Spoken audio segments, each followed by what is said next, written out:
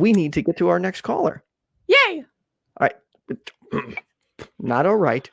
John, is this John? You want to talk about, is it Christian mental health? Yeah. Hi, how are you guys doing? Doing well. Hello, Yourself? John. Yeah, I'm doing all right.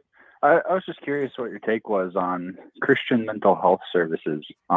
Just as a quick little background, I got committed to one a few years back off of kind of a misunderstanding, and it was kind of a wreck of an experience that, I don't know, I feel like I have maybe a little bit of trauma from it. I still get nightmares and think about it on occasion, but it was just weird. After that experience, I looked more into it, and this place I was at, I guess, is the fourth biggest mental health service provider in the USA, which kind of was interesting to me. I get like a lot of people are Christians in the US, but they used to require a statement of faith to be able to work there, and so I'm not a Christian. Okay. I haven't been a Christian since I was a kid, and I don't know. Do you guys have any thoughts on Christian mental health services having people who believe that angels and demons are fighting for your soul, looking over you for your mental health? So for one, I don't have a lot of like experience with Christian mental health services. I can only go off of the things I've learned from Christian friends and their, methodology for improving mental health. And I think it can be quite problematic. I don't think, like, if you want to pray on top of getting the help you need, by all means, but I don't think we should be telling anybody to pray their problems away. We need to be talking about them. People should see a therapist, psychiatrist, get the help they needed versus relying on or believing that demons are trying to get you or that you can just pray them away. So I saw a therapist that was a Catholic, the first therapist I saw. And while the therapy session, they could have been so much more beneficial. They could have been so much more efficient if I didn't have prayer. But I couldn't say that they were in any way harmful because it did get me to start going and start allowing myself to talk to somebody. It did allow me to share what it was that I needed to start talking about. And it did help identify certain things about myself that I wasn't able to recognize on my own. So, for example, my first therapist noticed that I was a serious perfectionist. And one of the tips that she gave me was to write on my bathroom mirror, I'm not perfect. I'm never going to be perfect. And that's okay.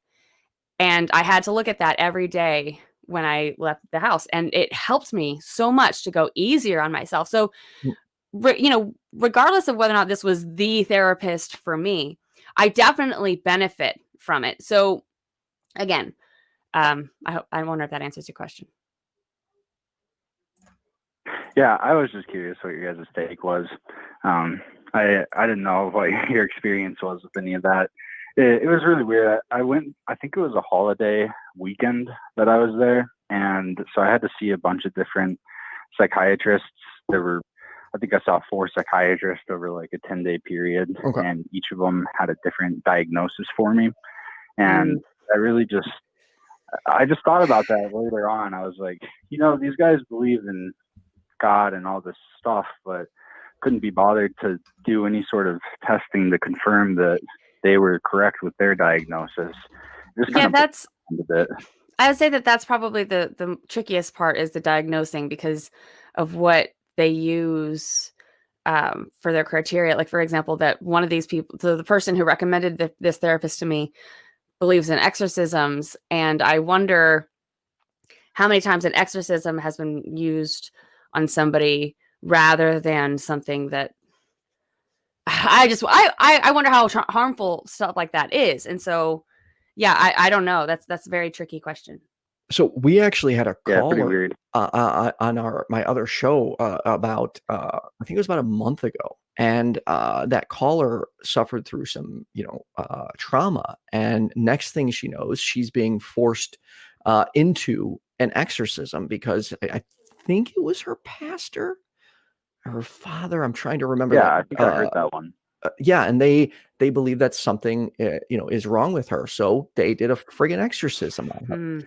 And the problem was if you watch that call, you'll see me like physically, I guess, shut down because based on the few things she had told me, following by that, I didn't know how to like address it at all. I felt terrible that she was going through this, but she also seemed to be okay with the fact and open to this exorcism. So Yeah. it's terrifying that people could do that to another person, and they really do believe it. They do. I have had panic attacks before that may, to somebody who did not know otherwise, that may have looked like I was possessed, to where I'm screaming and I look like I'm literally possessed. And I'm just like, if somebody, I can just imagine how many times people just show, it was just extreme emotion. It was stress that needed outside of my body that I needed to get rid of. And it was the only way that I could get rid of it at the time. I have since learned better coping mechanisms, but I just can't imagine how many times people have gone through an experience like that. And then somebody's strapping them down. And I can tell you right now that is the worst thing for a person when they are in that state of mind. Well, I think it also goes into not just accepting responsibility, but taking control of your own actions and thoughts and realizing that it is indeed you having these feelings, not something else. And I think just blaming it on something else is a great way to just ignore the problem and not actually work on it. Yeah, it's going to get worse, more likely. Yeah. Yeah, I think originally, I could be wrong on this, but historically, psychiatry comes out of the Catholic Church thinking that demons were affecting the brains of people. And so they were drilling holes into people's heads to take out the parts of the brains that the demons were affecting. But yeah, it's pretty weird. I guess the one thing I really kind of wanted to get in on this call is just to let people know, like if you're looking for health services, if you're not spiritual or you're an atheist, to be aware that there are really spiritual psychiatrists out there who otherwise would look professional but really aren't, because they're not really in the same spiritual realm as you, where you kind of lack one. I know, Jenna, I've seen you on the atheist experience now questioning, what is a spirit? How do we define that? And is it even real? There's just, I think really the one thing that sunk this home pretty deep for me was one of the people that was working there while I was committed was like telling me that she was on my side and she was praying for me and that she really wanted me to figure everything out and do well. And then it turned out she was my next door neighbor in the new place that I moved into. And I think she ended up offing herself. And it kind of put a new place in my heart for people working under those conditions, especially with spiritual beliefs. Like, I don't know, it's pretty complicated stuff. Someone you work with every day, you don't see that. And then I got committed by accident and haven't had any issues ever since. So that's horrible. Mm-hmm. I'm so sorry. Yeah. And so I wonder if it's dismissive of me or if it's optimistic to say that, just looking at history, just yes, it's horrible what religion has done and religious therapy and just misunderstanding the human brain in general. But then I look at us having a show like this and I just see how far we've come. And as harmful as it can be, I think that whatever it is that we're doing, we must be. Nope, that's a fallacy. I'm stopping my line of thought right there. I love that. See, isn't it awesome when you catch in the right direction? So I think that there are people moving in the right direction.